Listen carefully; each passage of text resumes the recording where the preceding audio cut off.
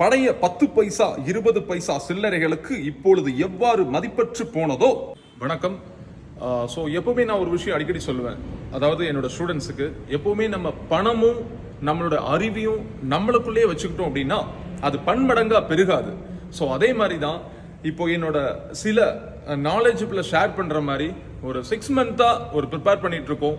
அதாவது என்னோட ரைட்டிங்ல ஒரு புக்கு ஒன்று நாங்கள் பப்ளிஷ் பண்ண போகிறோம் ஆகஸ்ட் மந்த்து.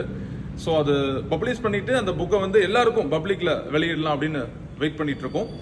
ஸோ அதில் இருக்கிற ஒரு அழகிய வரிகள் என்னோட ஃபுல் அண்ட் ஃபுல் என்னோட கிரியேஷன் தான். அதில் எந்த வித இப்போ நம்ம நெட்லேருந்து எடுக்கிறதோ இல்லை சம்திங் வேற யாராவது பேசின டைலாக் வர்றதுக்கு சான்ஸே இல்லை. ஸோ என்னோட கிரியேஷன் தான். அதில் ஒரு கண்டென்ட் உங்களுக்காக ஷேர் பண்ணுறோம். தலைப்பு: வெற்றிக்கு வேண்டியது விமர்சனம். பழைய 10 பைசா 20 பைசா சில்லறைகளுக்கு இப்பொழுது